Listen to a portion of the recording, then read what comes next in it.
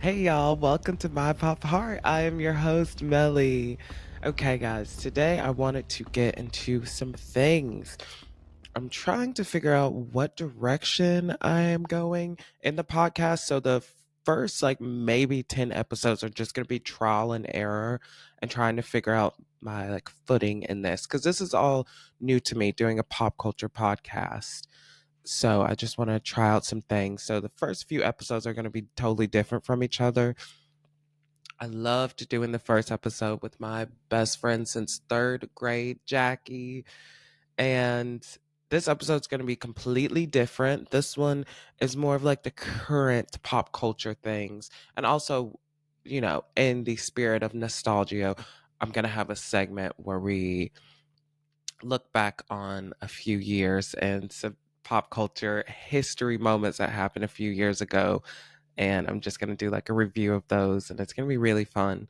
So, yeah, I'm excited to see where this podcast goes and how, like, the regular order it's going to be of every day. Maybe I might start doing like multiple episodes a week and releasing it. I'm trying to figure out how I want to do this. But I'm excited to talk about some current things that are going on right now. I want to talk about some trailers that have dropped. I want to talk about some news that D23 came out with.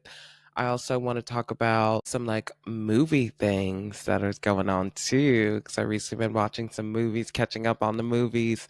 Okay, so first, Miley Cyrus was the youngest person ever to receive a Disney Legends Award at D23. It has been a long time coming for Miley, and I'm so happy that she got this award. Hannah Montana, we grew up with Miley. Like, Hannah Montana started when she was like 13, and now Miley's like 32 or 33. We grew up with her. I know I grew up with her. Me and her around like almost the same age, maybe like 4 years off. But I just grew up with Miley and it just made me so happy. And her being emotional. I know there was like a lot of rumors talking about, is she gonna put on the Hannah Montana wig, or her coming out and doing a best of both worlds performance. I think Miley has went past that. I don't see her ever putting on a Hannah Montana wig, but her acknowledging Hannah Montana and her being proud to be Hannah Montana, her literally saying that out of her mouth that she was proud to be Hannah Montana. Just all of the fans, my heart is just so warm from watching that. It was, oh, like I literally almost teared up because it was just, we grew up with her and she doesn't really acknowledge Hannah Montana like that anymore, ever, actually, since leaving Disney Channel. She doesn't really acknowledge Hannah Montana like that. So for her to be on that stage, a Disney stage, and saying that I was proud to be Hannah Montana, and Hannah Montana is just change your life and everything. It's just, go Miley. That makes me so happy. Also at D23, we got the official title for the new Freaky Friday 2 movie, and it is called Freakier Friday. Friday. Okay. Oh, did I say that? Friday. Freakier Friday. But it's called Freakier Friday. I'm excited to see the direction that they go in this movie because they said that it really is freakier than the first one, and a lot of stuff happened, and it's just like a joyride. And I'm so excited. I'm so excited. I'm so excited for it. Really am so excited. I wonder if it's going to be Lindsay. Well, the picture that they had presented like up on the screen at D23 was them doing like the like in the mirror again. So I'm like wondering if it's going to be a switch between them two and also another cast member and another cast member. I'm wondering what's all going to happen. They also said that Lindsay was a mom in this movie. I think a mom to like a 1-year old. Yeah, I wonder the direction that they're going to go in, and if this is going to be aimed towards more of like my generation and like older, because Lindsay is in her 30s and Jamie is like in her 60s, or if they're gonna go aim it more towards like, those teens and preteens, PG-13 kind of thing. I don't know. I guess we shall see. And also, oh my gosh, Jamie also spilled the beans, which I feel like Jamie was not supposed to spill the beans to this. I feel like this was supposed to be a surprise. But Jamie said in an interview with Lindsay that Lindsay is singing in this film, y'all. And I'm so excited. I've totally looking at the podcast that I recorded and posted last week, the whole Lindsay Lohan mania, and how we talked about our music, we talked about the iconic movies. We totally forgot to talk about the music and Freaky Friday that literally lives in all of our hearts, that you can just hear 2 seconds of the song and you just get taken back to that time. Those songs are so popular. The Ultimate, I have all the songs that are on Freaky Friday on my phone and I still listen to it. But Ultimate was just whew, so good. Great ending to a movie song too. It was really good. Lindsay did so good. And then her band that she was in, oh, their song. How many songs? Yeah, they had like a couple songs, but I know that round and round, here we go again. Same old story, coming back again. Never like so nostalgic. Oh, so good. So yeah, so Lindsay's gonna be singing in this, and her bandmates are gonna be in this movie too. So I wonder if there's gonna be some kind of like maybe reunion. I don't know. Are they too old for reunion or too young? I think I think they're too young for a 20-year reunion and too old for a 10-year high school reunion. I don't know. We'll see. Maybe the band will get back together and sing some tunes. I'm here for it all. I don't even care if they make a cameo. I just seeing that is just bringing my nostalgic heart joy. I'm excited. I think that's like the seventh time I've said I'm excited today. I feel like I also look a little high. Do I look high? On to housewife news. I don't know if you guys know this. I don't know if I've ever talked about it on the podcast, even though there's only been 2 episodes, that I am a huge Real Housewives fan. I literally watch every single franchise of the Real Housewives. I do. It's my guilty pleasure. It's something that my mama put me on. I think I started at Atlanta. Atlanta was the first Housewives that I watched because my mom was watching it in her room, and I believe that there was like a marathon leading up to the reunion. I don't know if they still do that on Bravo because I watch everything on Peacock on streaming. So I don't know if they still do that on Bravo where they show like a marathon of every episode of the season and it leads up to the reunion that premieres that night.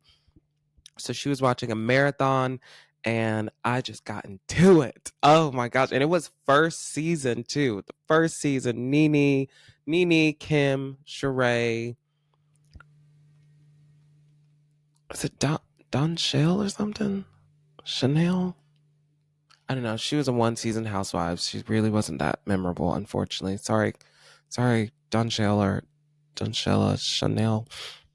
And Lisa Lisa was so good. I wonder why they took her off. She was a 2 season housewife, but she was so good. I would love if they brought back Lisa. But I started out with Atlanta, and then after that it was OC, I believe, Orange County, and then it was New Jersey. Every single franchise I watch. Dubai, I got a little bored towards the end, so I kind of just like, with Dubai, honestly. And then I came back for the reunion. I think I watched like the first 3 or 4 episodes of Dubai of their first season last year. And then I just could not watch the rest of the season. I was just like, I don't like it. And then I watched the reunion. The reunion was all right. So, Dubai, I'm going to catch up on one day. But right now, this isn't about Dubai.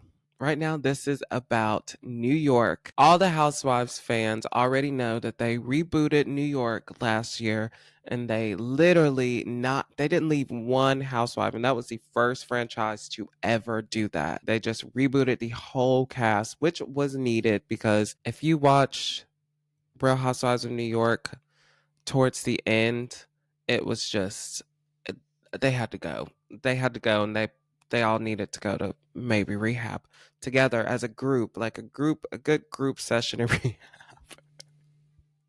in the best way possible. I don't want to be negative, even though I was so negative, but in the best way possible. Love you guys, Luann, Sonia, Ramona, bye girl.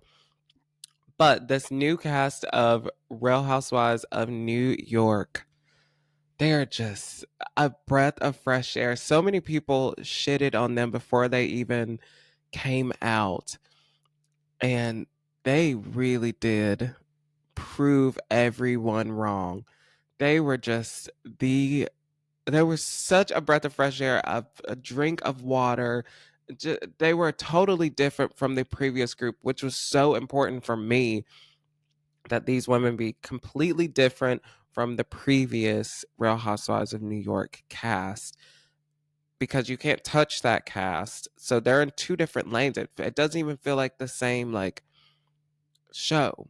It's about style. They're a little younger.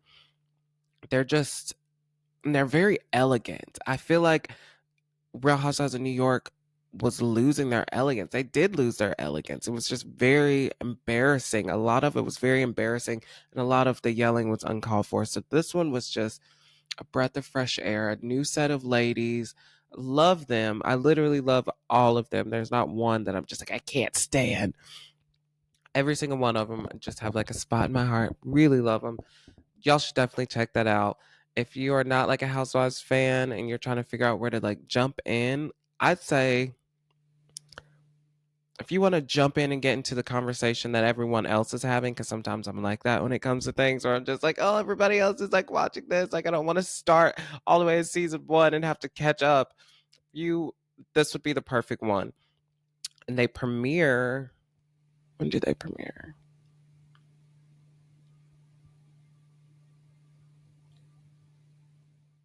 October 1st.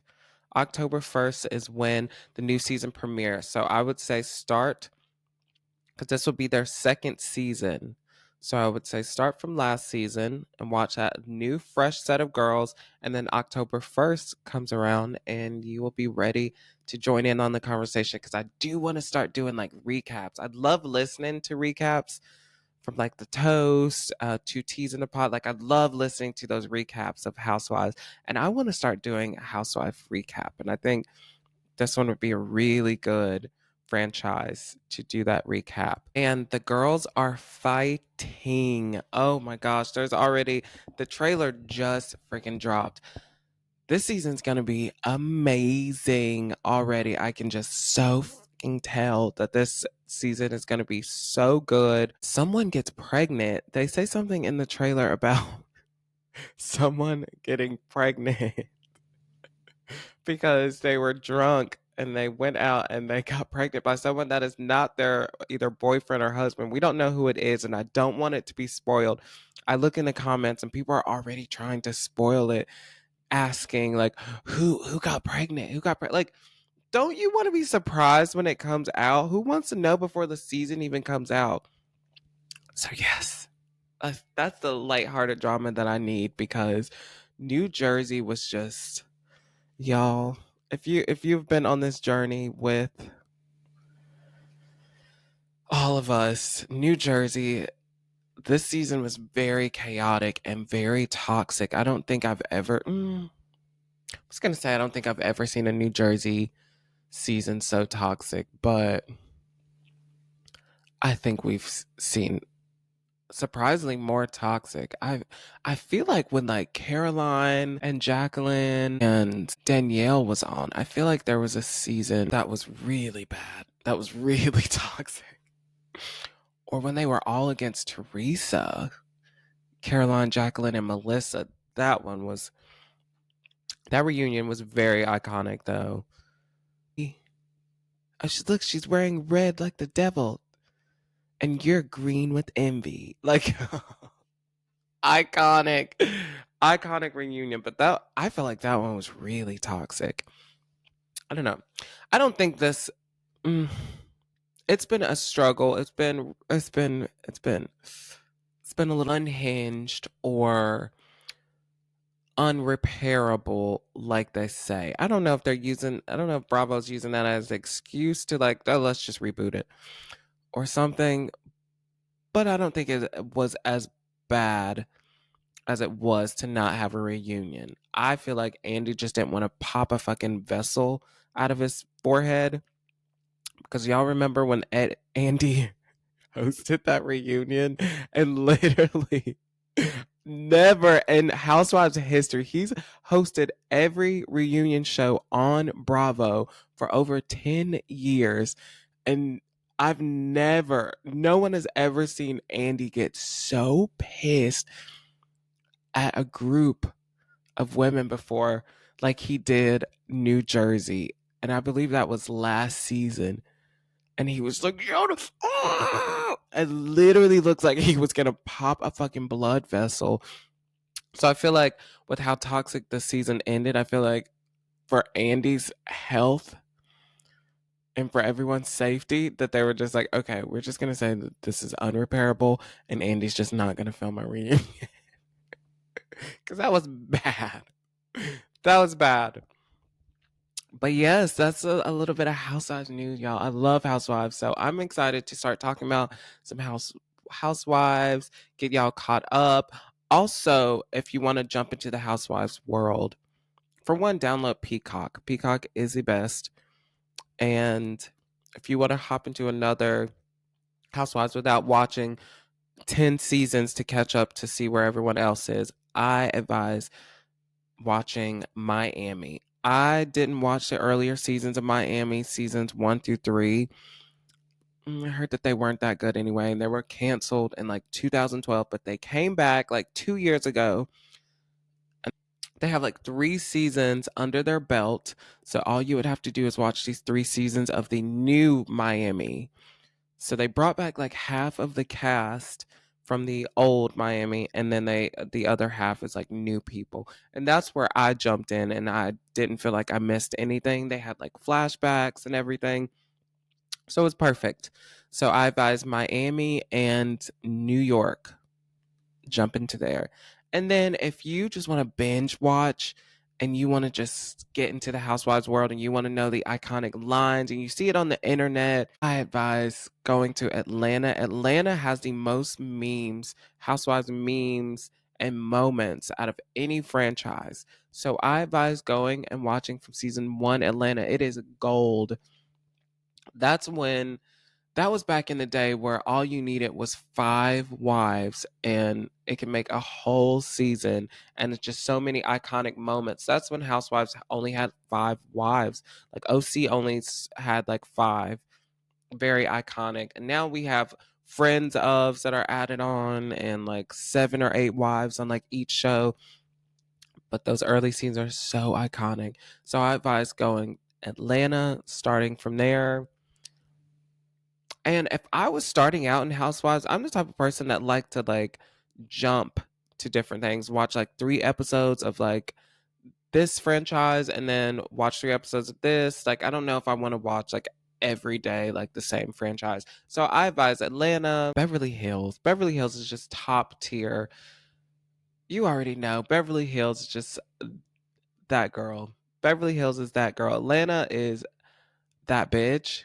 But Beverly Hills is that girl. So those two, yes. And then the other ones, we'll talk later about the other ones, but those two, get started on those and then come back to me and let me know what you think. 'Cause, whew, yes. Also, the Olympics just ended. I didn't watch any of the Olympics, but I'm excited for LA. Olympics in LA in 2028. Oh, and all I got to say from the clips that I did watch, this was the year, Paris Olympics was the year of the black girl. Black girl magic everywhere. Hooray and congrats to all of the winners. but this was the year of the black girls. So, let's go. Yes, congrats to all the winners to um for the Olympics Paris thing. Yes. But 2028, everybody's going to be in LA. I live in LA, so for the people that live in LA, this is going to be a shit show for 2028.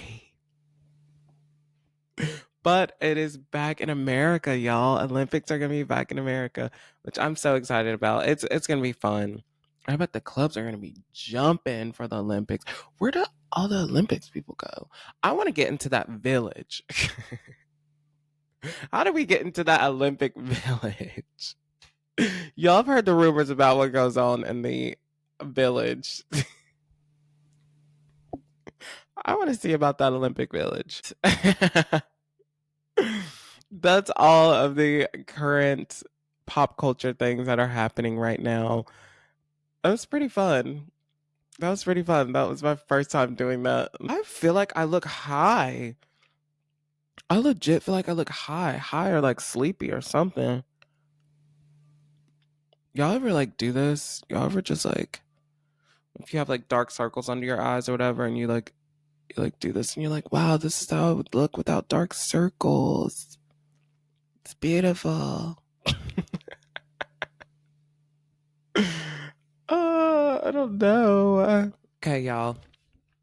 Now let's get into some nostalgia. Yes, that's what we are here for, and that's probably what 90% of the people that has tuned in today are here for is for the nostalgia. And I got you guys every episode. Do not worry, it is coming. Okay, y'all. We are back. We had some technical difficulties. Why am I saying like we? Like there's like a whole crew of people here. Literally only me. I've had some technical difficulties, but I'm back to finish off this episode because I will not leave y'all hanging. Okay, so back to the nostalgia, what we are all here for. So I put this segment together from a BuzzFeed article, and the article had a bunch of pop culture moments that happened 10 years ago this year of 2024. So a lot of moments that happened in 2014. 2014, I was freshly graduated from high school. So it's going to be interesting going through this list and seeing what happened that year. Let's get into it. Okay. So, oh my gosh. In 2014, 10 years ago, Solange infamously attacked Jay-Z in an elevator at the Met Gala after party. Oh my gosh. Where were you when this happened? When this news let out and the pictures let out of her storming out of that elevator and him holding his head? Oh my God, where were you in this moment? I don't remember where I was actually, but I'm pretty sure I was like scrolling on like Instagram and those photos were let out. I'm probably like World Star, like or TMZ put out those photos, and oh my gosh. That is a sister for you. If you don't have a ride or die sister that will fuck up your man in the elevator for cheating on you and throw the whole sister away, Solange is. We already knew Solange was about it and bring it on all or nothing. Like, that was partly acting and that was partly like her. Solange, she already know how to bring it. But wow, like, and that is so crazy because a lot of celebrities that we see have all of these, like, issues. Everyone has issues. I'm just gonna, say that everyone has issues, celebrity or not.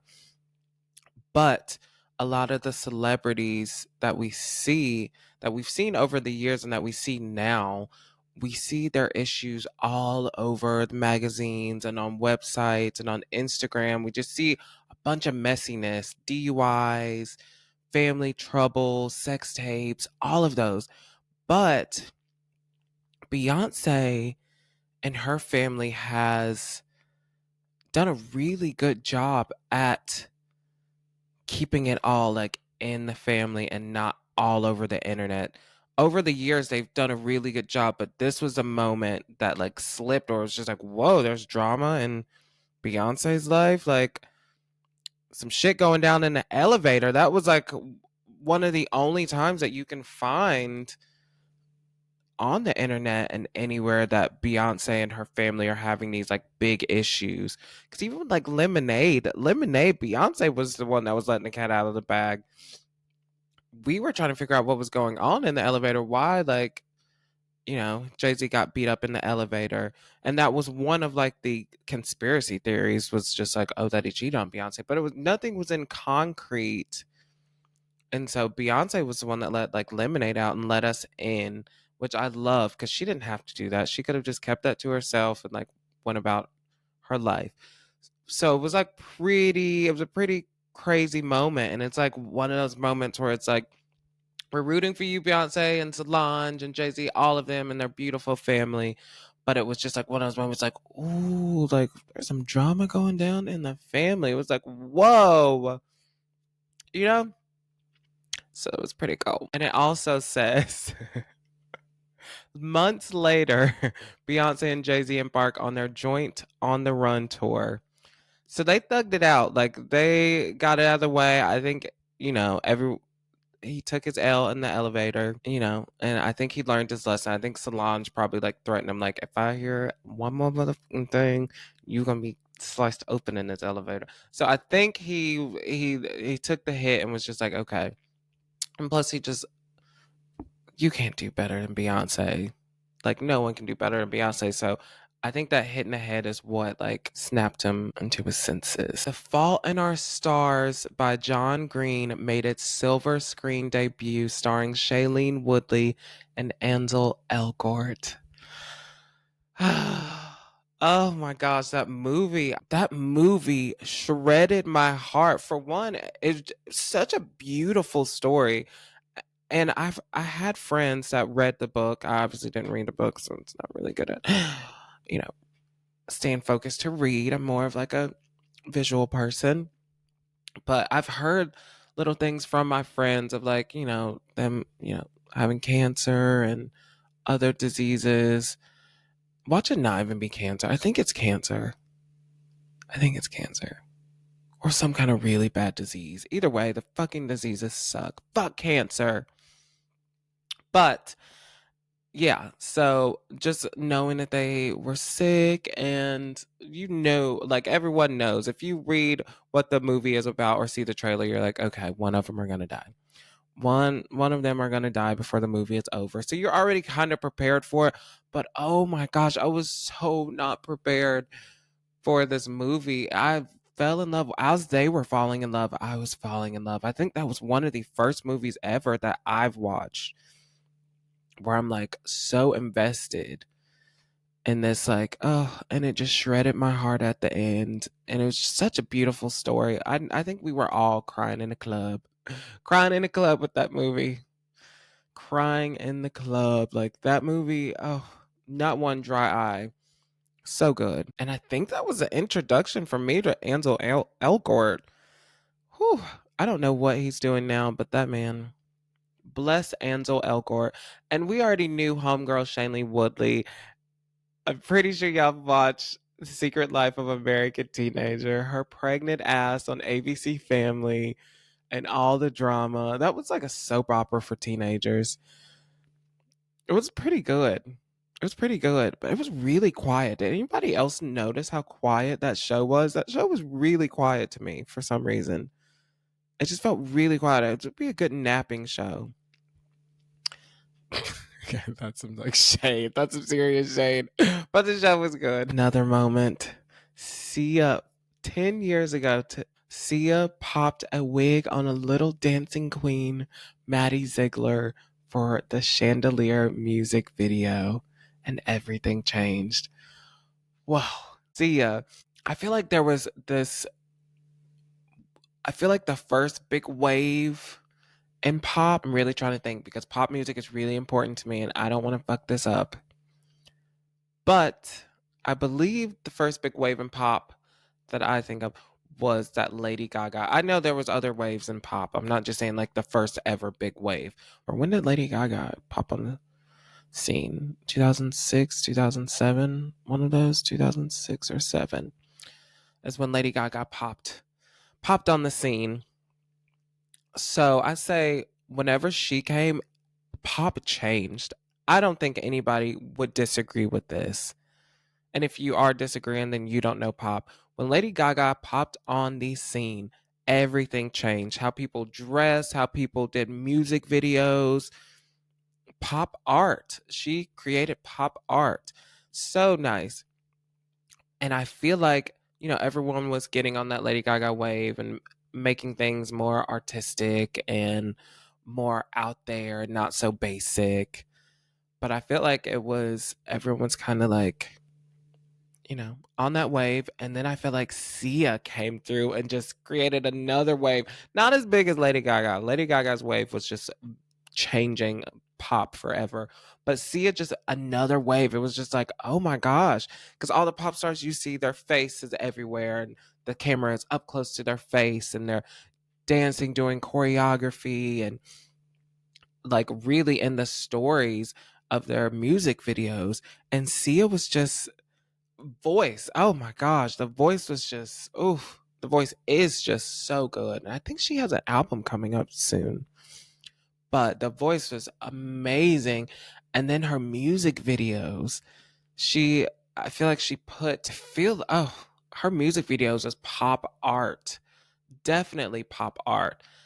And bringing in our girl Maddie Ziegler from Dance Moms. How iconic. I don't know if this was Sia's like idea or if someone on her team, but bravo. Bravo to whoever made that decision to put Maddie Ziegler, someone that Dance Moms is a very iconic show that so many people know, and there's so many memes and videos and everything that's went viral from Dance Moms. So how iconic to bring Maddie. Was anybody else one of those? I'm showing my hater side, but this isn't me anymore. This is past. Anybody else is kind of like a little bit of a hater when it comes to, because Maddie was the one that got all of the like prizes, and like Abby was always like, Maddie's on top this week. Maddie's on top this week again. Everyone needs to be looking out and seeing what Maddie's doing because she's doing everything right. Like Maddie was always getting like all the awards and everything. So was anybody else whenever Maddie first popped up on like these music videos and music videos going viral? We were just like I wish the other girls got more of a chance. Like why not put like Chloe or Homegirl? I forgot what homegirl's name is and the other homegirl. But one of them, like, give one of them a chance. Maddie gets everything. But what I've seen, let me rewind it a little.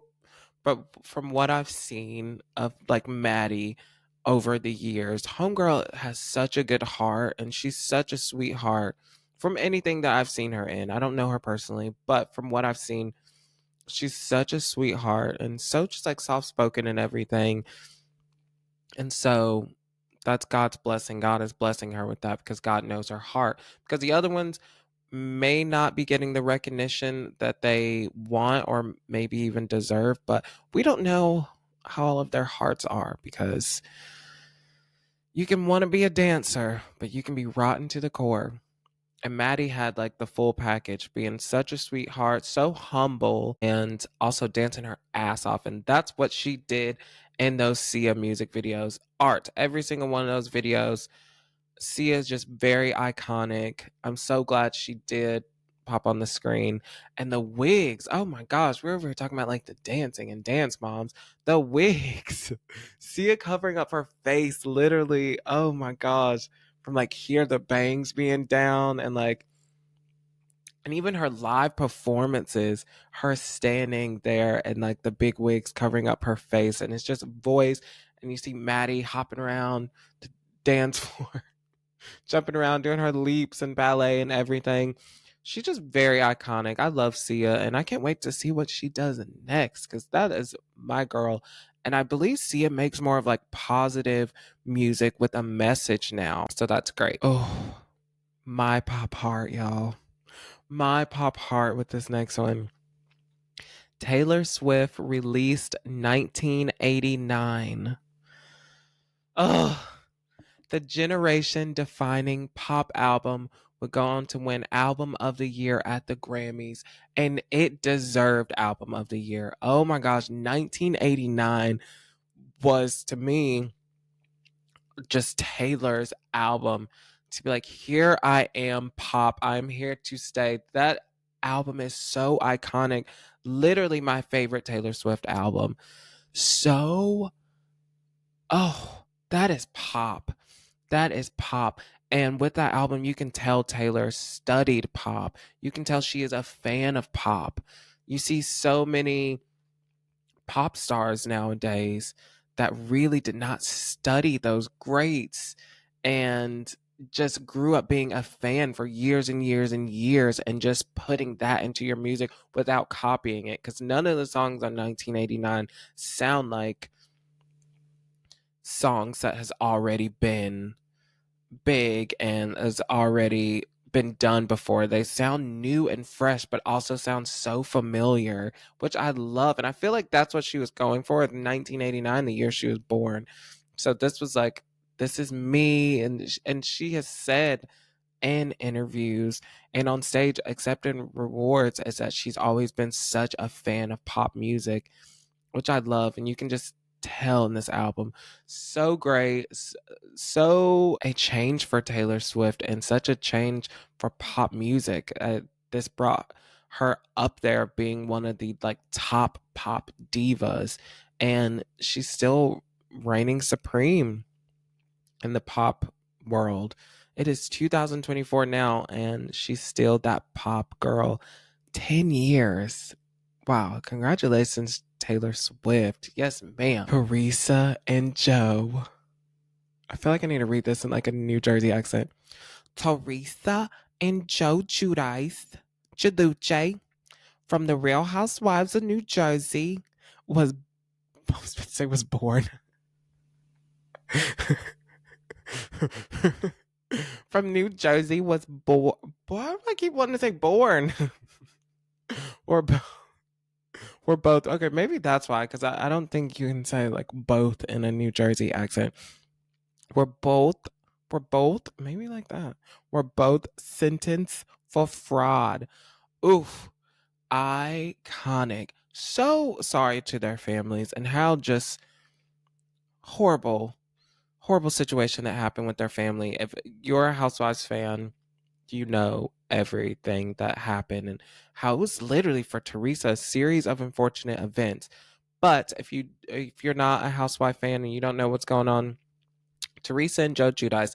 Teresa was obviously one of the Real Housewives of New Jersey cast members, and her husband at the time was Joe Giudice, and they're both Italian, so in Italian it's Giudice. So I go back and forth. So if you hear Giudice and Giudice, that's the same thing. So that was like crazy because they showed like the court cases and everything on TV. So we're watching this. All of us, I'm gonna say the whole world. The whole world was watching this. Half the people are watching this are like, who the fuck are these people? But we're watching this like, whoa, like this is really happening. This is like some of our first time watching something like this happen on TV, of seeing people that you've already been watching on TV for 4 or 5 years already. And so seeing them going to court and like maybe going to jail. And so Teresa was dragged into it because he would come home as just like a regular husband. If you've been together for over 10 years, a husband and wife. So when a husband is just like, hey, like, I got some papers for you to sign, like, because you're my wife, or we have joint accounts and things like that. So, just sign your signature here. And so Teresa is trusting her husband and is signing the signatures and like, oh, okay, just sign this and going about her day. They have kids. They have 4 kids. So they're like babies and little and everything. So like she's just signing and going about her day. And so whenever he got caught for the mortgage fraud and everything, her signatures are on some of those documents. So she got dragged into it and she had to go to prison for a year. Talk about just a moment in like TV history of just like, whoa, we've never seen that before. It was crazy. 10 years ago. But yeah, he ended up going for 4 years, and that was also wild. And it was just series of unfortunate events for Teresa. So sad, y'all, because after she got out, her mom passed away, and then her dad passed away. So she had a whole year where she could have been spending time with her family, her mom and dad was taken away from her, and she was never able to forgive Joe for that, dragging her into that and breaking up their family like that. So she ended up divorcing Joe, and Joe got deported back to Italy. Crazy. That's what I'm saying. Get into the Housewives, y'all. I'm telling you. Oh, like some people say that the Housewives is like a modern day soap opera, and I want to say yes, it really is. How crazy. And it's just like real life. So it was just because I feel like before that we've seen some real life situations on the Housewives, and breakups, divorces, and marriages, and things like that. People having kids, sending kids off to college, and fights, things like that. But this was like our first, like, whoa, like our first housewife to ever go to jail, prison, and go through these court dates, and all of them being like, what's going to happen? Am I going to be able to see my kids? And like, you hear like the phone calls from the prison, like, wild. Get on Housewives, y'all. Okay, I'm going to do one more. 10 years ago, John Travolta introduced Idina Menzel as the wickedly talented one and only Adele Dazeem. Adele Dazeem. I have my theories on this. I have my theories on this. I don't even know if I should have even said what he just said. Like repeated what he said, honestly, because I don't know, John Travolta, everyone knows that he is big into Scientology. He is one of the big top dogs in the Scientology community, cult, church. He's big into that community. And so this going so viral that people still talk about that 10 years later, I feel like it's some kind of like spell. I don't know if they do some like witchcraft or what kind of science stuff they do in Scientology. But my theory is he purposely did that. And that was like a spell that he said. He said this on national TV. So many people are watching this at an award show. Like, I don't know. I feel like that was some kind of Scientology thing. Like, I know her name is not regular, but Idina Menzel, and he said Adil Dazim. I don't know if that prompter was messed up, or I don't know. I'm sticking to my theory. I feel like Homeboy put a spell on everybody. I don't know what that spell was. Maybe for all of us to like not notice his toupee after we still noticed. So I guess that spell did not work. Never mind. I don't know, but John Travolta, get out of here. Out of here. Out of here. Okay, y'all. So that's all that we're gonna do today. Next time we'll do more of those of things that has happened 10 years ago. So crazy reading these, y'all. Some of these are freaking wild, but that's the five that I wanted to do right now. Oh, and it says honorable mention really quick. The Guardians of the Galaxy, the first Guardians of the Galaxy was released 10 years ago today. So good, so good. Bravo, such a smart idea to come out with the Guardians of the Galaxy.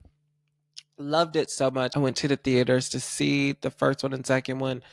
Oof, bravo. Okay, y'all. So that is going to be the end of the episode. This episode was short and sweet because I feel like last week it was I had a two-parter, and the first one was 50 minutes and the other one was like 35 minutes. So I wanted to do a short and sweet episode. The first episode where it's just me, I'm still getting used to just talking into a camera and being in a room by myself. It's still so wild, but I think I did pretty good. Like, I think I did pretty good. And we'll see what the next episode brings. Like I said, like it's trial and error. I could do an episode like this week, and then next week literally could just have a whole episode that is just nostalgic and bring in some like new vibes. I guess we'll just have to test it out. Sound off in the comments on what you would like to see on my Pop Heart, or who you would like for me to talk about, or events, or just pop culture moments, or artists that you would like me to review, or albums. Like, sound off in the comments. Comment, comment, comment. Also, like and subscribe and follow and continue to pray for me, y'all. But yes, I love you guys. I got to get to editing this. Until next time, this is my Pop Heart, y'all.